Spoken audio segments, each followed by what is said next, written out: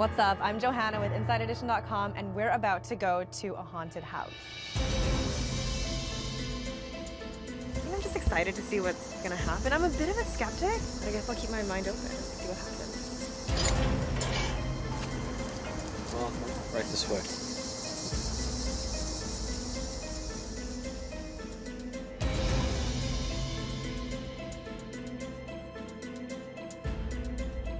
Hello. Thank you so much. Hi, I'm Johanna.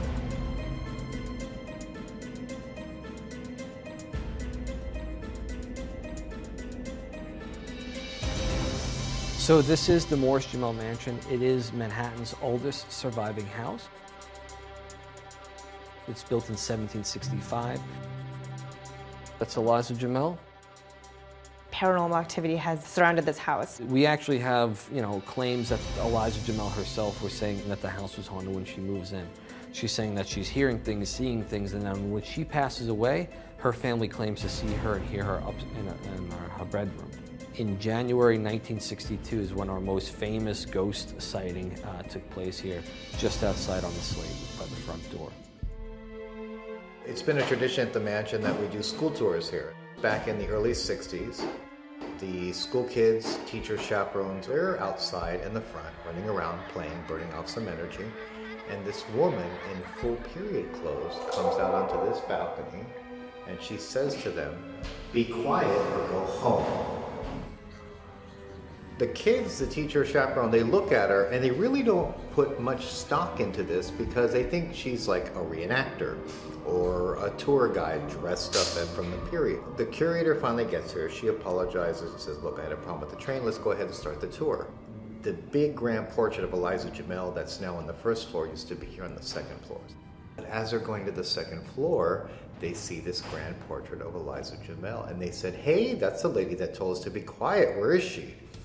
The curator looks at the teacher like, "What are they talking about?" The teacher's like, "Well, we were a little loud. She came out and told us to kind of be quiet.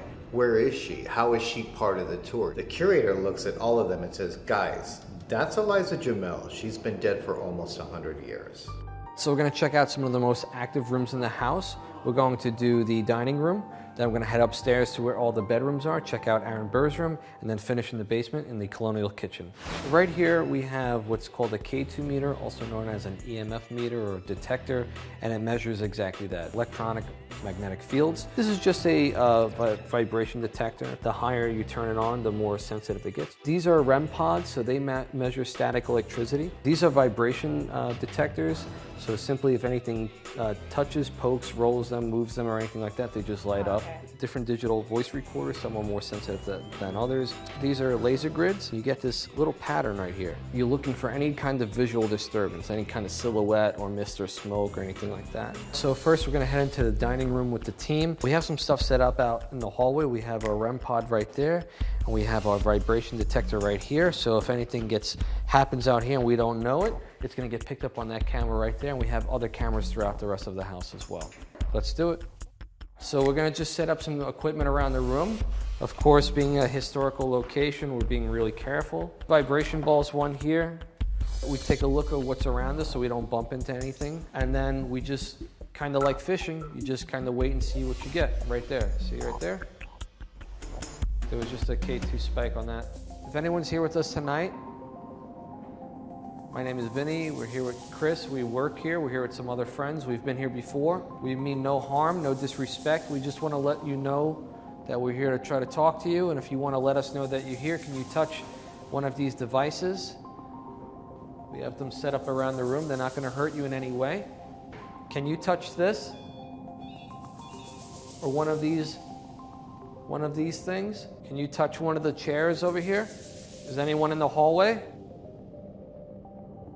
I just heard a no when you said, "Is anyone in the hallway?" I heard no, right here. This sound male or female? Female. I'm hearing like heavy breathing. Maybe it's one of us, maybe not. You heard that too? I don't know exactly where it was coming from, but I did. It felt kind of like that way to me, like toward, yes. And I heard something coming from either outside or upstairs. Like it sounded like a creak. I heard that or something. I felt something on me, like a poke. Are you okay? I'm good, yeah. Oh wait, hang on. I saw a spike over here and a spike over there. It sounds like someone wants to come in the room. Can you touch this device for me? Okay. Can you touch it again? I'm going to back off. Can you go all the way up to yellow, maybe? That one's going up to yellow. This table, this chair, everything in here is original. So there's nothing electronic about anything here. Why it's lighting up, I don't know. But what's very interesting is that it should be doing it continuously. The fact that it's kind of infrequent is very interesting. Not saying it's definitely paranormal proof of a ghost here, but it's pretty interesting to know. Survived our first room. We got a little bit of activity.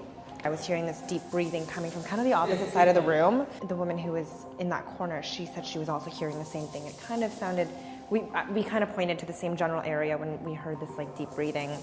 At one point, Vinny said he heard this like metallic clunk.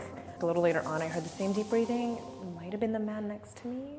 I'm excited to move on and see what else we end up seeing, I guess. We're gonna head upstairs to Aaron Burr's room. So right now we're on the second floor and we're in the bedroom that would have belonged to any of the men. Roger Moore, Stephen Jamel, and Aaron Burr. This is one of the most active rooms in the house. As you can see, we have K2 meters set up all over the room and they are going all the way to red. That in the back corner, that's the only known bust of Aaron Burr. And it's spiking all the way to red. There is nothing electronic over there. Oh wow, my battery just died. That's common. We talked about that earlier, yeah? This room is pretty active. We've had multiple reports coming out of here. Everything from paranormal equipment being affected to there's a little light in the back corner over there that we turn on during the day when we're open for business.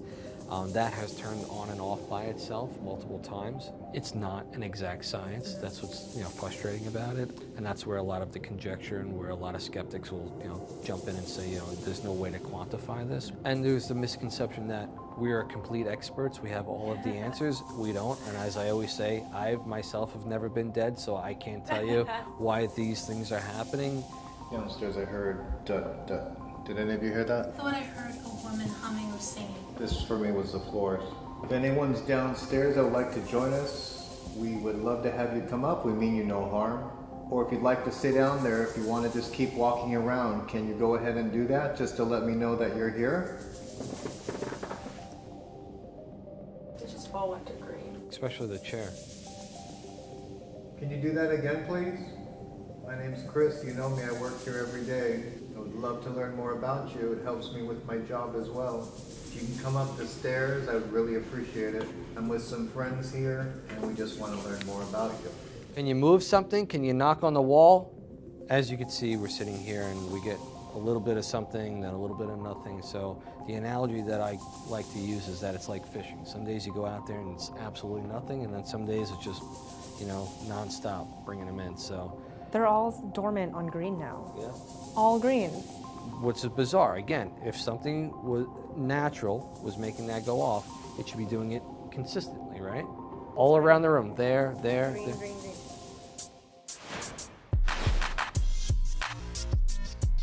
We're in the Colonial kitchen.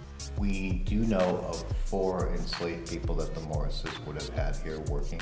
Cuba, Alva, Sarah, and Martha. And so those names are documented. With a lot of respect, we actually try to call upon them. You can already see the difference between this area and this space upstairs. It's a different energy down here. It's a different feel down here. Motion sensors right there on the stairs. We've got laser grid facing the mantle. We've got a vibration detector, REM pod. We've got a vibration ball in this pot. In this pot, we have got one here and one here. We have 2 K2 meters and another motion sensor right here as well. And then 2 K2s right there. I'm gonna go lights out. Is anyone down here with us? If so, can you touch one of the devices on the mantle? One of the most intense experiences I've had in between closing in the museum and... Guys, hold vibration ball.